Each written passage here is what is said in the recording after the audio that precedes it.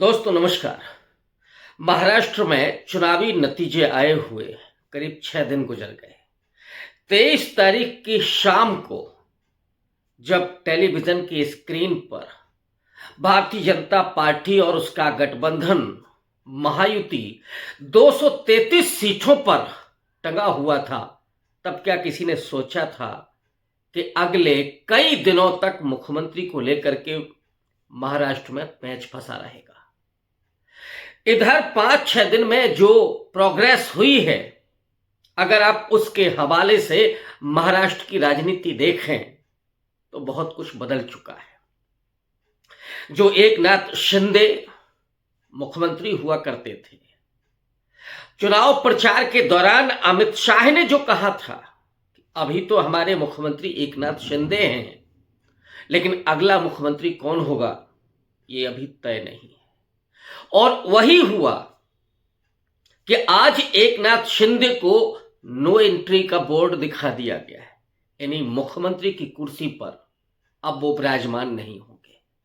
उन्हें जो दिया गया है ऑप्शन कि आप डिप्टी सीएम हो जाइए, लेकिन डिप्टी सीएम कोई संवैधानिक पद नहीं है। इस बात को एकनाथ शिंदे भी जानते हैं कि डिप्टी सीएम का झुंझुना बजा करके वो अपनी राजनीति को स्वाहा नहीं करना चाहते।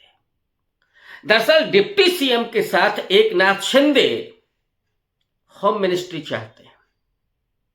जो विश्वस्त सूत्रों से खबरें निकल करके आई हैं कि सबसे पहले होम मिनिस्ट्री पर दावा किया एकनाथ शिंदे ने, उसके पहले उन्होंने बाकायदा प्रेस कॉन्फ्रेंस करके यह बता दिया था कि भारतीय जनता पार्टी के आगे उन्होंने सरेंडर कर दिया है। अमित शाह और नरेंद्र मोदी तय करेंगे कि महाराष्ट्र का मुख्यमंत्री कौन होगा, और ऐसे में ये अटकलें लगने लगी थीं कि फिर एकनाथ शिंदे को क्या मिलेगा। ऑब्वियस है कि वो डिप्टी सीएम तो बनेंगे, लेकिन विदाउट पोर्टफोलियो, या पोर्टफोलियो भी उनको मिलेगा तो कोई हल्का फुल्का, लेकिन एकनाथ शिंदे जिस पद के लिए प्रयासरत हैं, या तो होम मिनिस्ट्री, और होम मिनिस्ट्री से भी मना कर दिया गया तो अर्बन डेवलपमेंट मिनिस्ट्री चाहते हैं। लेकिन बात यहां भी नहीं बनी।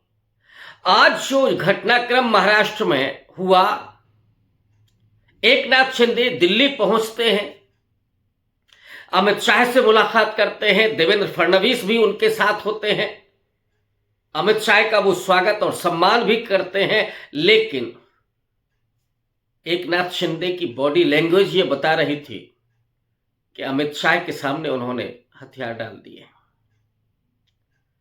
ऐसे में ये समझ में आ रहा था कि वो महाराष्ट्र की महायुति की सरकार में होंगे जरूर, लेकिन उनका पोर्टफोलियो क्या होगा।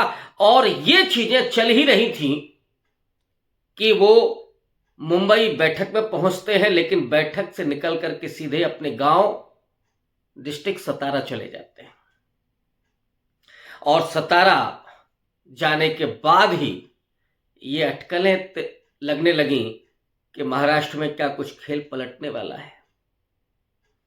इस अटकल को हवा दी एक मुलाकात ने, और वो मुलाकात कोई खास नहीं है। शरद पवार की एनसीपी के जितेंद्र आव्हाड, उनसे मुलाकात हुई है एकनाथ शिंदे की। एकनाथ शिंदे ने जब जितेंद्र आव्हाड से मुलाकात की, क्या बात हुई? क्या शरद पवार कोई नया गेम तैयार कर रहे हैं? और अगर एकनाथ शिंदे ने कोई फैसला लिया तो 7 सांसदों वाली शिवसेना क्या केंद्र में भी कुछ खेल करेगी? तो फिर ऐसा ना हो कि मुंबई को और महाराष्ट्र को पकड़ करके रखने वाले नरेंद्र मोदी कहीं केंद्र से भी हाथ धो बैठे, क्योंकि वहां भी मामला कुछ ठीक नहीं चल रहा है। इस बीच में चंद्रबाबू नायडू की कोई खबर आज नहीं आई, लेकिन नीतीश कुमार की तरफ से एक खबर बहुत तेजी से वायरल हो रही है। आजकल चाचा और भतीजे में थोड़ा स्नेह दिखने लगा है। अचानक तारीफें शुरू हो गई हैं। कोई सदरी की तारीफ कर रहा है तो कोई उनके बात की तारीफ कर रहा है।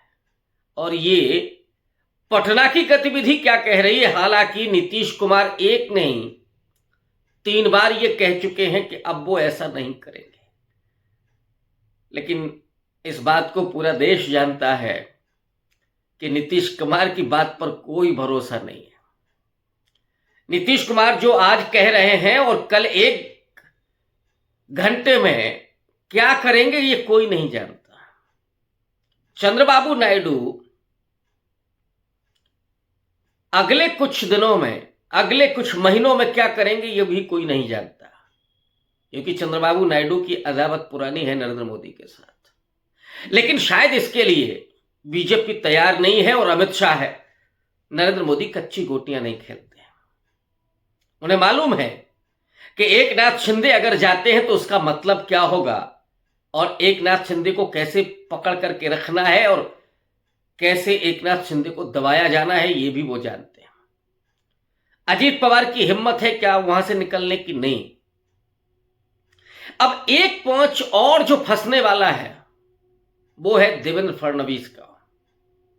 देवेंद्र फडणवीस पेशवाई ब्राह्मण, जो पहले भी 5 साल मुख्यमंत्री रह चुके हैं। पिछली सरकार में डिप्टी सीएम ओहदा उनका कम करके अमित शाह ने उनको डिप्टी सीएम बनाया था और वो एकनाथ शिंदे के अधीन डिप्टी सीएम रहे, लेकिन बहुत कुछ चलाया देवेंद्र फडणवीस ने ही। खबर यह भी मिल रही है कि देवेंद्र फडणवीस को आरएसएस चीफ मिनिस्टर बनाना चाहता है। लेकिन नरेंद्र मोदी की जो कास्ट पॉलिटिक्स है, जिसके बारे में मैं बार बार कहता हूं कि नरेंद्र मोदी से ज्यादा बेहतर आज के समय की राजनीति में और पिछले 1 दशक की राजनीति में किसी ने भी इतनी बेहतरीन, इतनी माइक्रो जाति की राजनीति नहीं की, जबकि नैरेटिव उसका सांप्रदायिक होता है। एंटी मुस्लिम लगातार नैरेटिव बनाते रहना, लेकिन असल में खेल अंदरूनी तौर पर जातियों के संयोजन का होता है। लेकिन यह भी उतना ही सही है कि चाहे वहां दलित हो या पिछड़ा या आदिवासी, वो केवल मुखौटे भर होते हैं, उनका इस्तेमाल होता है। मध्य प्रदेश के मुख्यमंत्री यादव हो या फिर छत्तीसगढ़ में कोई आदिवासी या राजस्थान में कोई डिप्टी सीएम दलित, उनकी कोई हैसियत नहीं है। मोहन यादव भी कठपुतली है और उतने ही कठपुतली राजस्थान के मुख्यमंत्री शर्मा भी। तो बीजेपी में कोई लीडर नहीं पनप सकता। आरएसएस जिस तरह से अब गुजरात लॉबी को थोड़ा किनारे करना चाहती है, उसको थोड़ा सा कंट्रोल करना चाहती है, उसी में देवेंद्र फडणवीस को वो महाराष्ट्र में मुख्यमंत्री देखना चाहती है। और देवेंद्र फडणवीस को इसलिए क्योंकि नागपुर के साथ रिश्ते बेहतरीन और आरएसएस को वही पेशवाई ब्राह्मण चाहिए। लेकिन अगर देवेंद्र फडणवीस मुख्यमंत्री होते हैं, ये तो चौथे बीजेपी के ब्राह्मण मुख्यमंत्री होंगे। ऐसे में नरेंद्र मोदी की जो कास्ट पॉलिटिक्स है उसकी मुश्किलें बढ़ सकती हैं। महाराष्ट्र में जो 130 सीटें एक तरह से मराठाओं के आधिपत्य वाली हैं, मराठाओं के प्रभुत्व वाली हैं, उन सीटों पर क्या होगा फिर? नरेंद्र मोदी और अमित शाह चाहेंगे कि कोई मराठा सीएम बने बीजेपी से। बीच में एक नाम उभर करके आया था विनोद तावड़े का। विनोद तावड़े वही हैं जो 9 लाख रुपए के साथ पकड़े गए थे, जिनके पास से कुछ करोड़, 5 करोड़ रुपए के भी दावे किए गए कांग्रेस पार्टी की तरफ से, विपक्ष की तरफ से। लेकिन 9 लाख तो सामने पाया गया था और आरोप यह था कि वो पैसे बांट रहे थे, लोगों को बांटने के लिए लाए थे। अंदरूनी जो खबर है कि विनोद तावड़े को बाकायदा एक्सपोज किया गया है। कर तो वहां सभी रहे थे, लेकिन विनोद तावड़े अपने ही घर के शिकार हुए, क्योंकि विनोद तावड़े का नंबर था मुख्यमंत्री के लिए। तो ये पैंतरा जो खेला गया था वो देवेंद्र फडणवीस की तरफ से खेला गया था। लेकिन क्या अमित शाह इस बात को नहीं जानते हैं?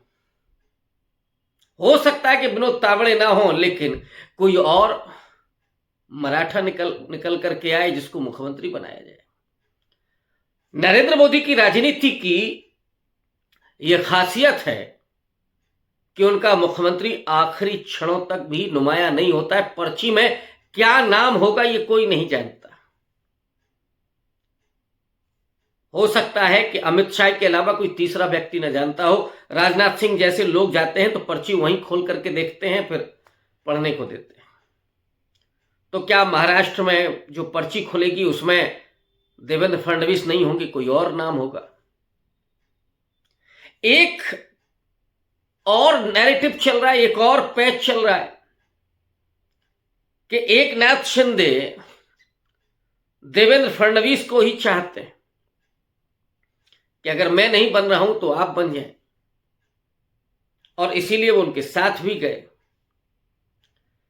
लेकिन अब चूंकि अगर एकनाथ शिंदे की जगह किसी मराठा को मुख्यमंत्री बना दिया गया तो एकनाथ शिंदे की राजनीति किनारे लगेगी, और एकनाथ शिंदे को जो किनारे किया गया है उसके पीछे एक और खेल चल रहा है। मोदी और शाह की पॉलिटिक्स काफी लंबे दूरी को देखती है।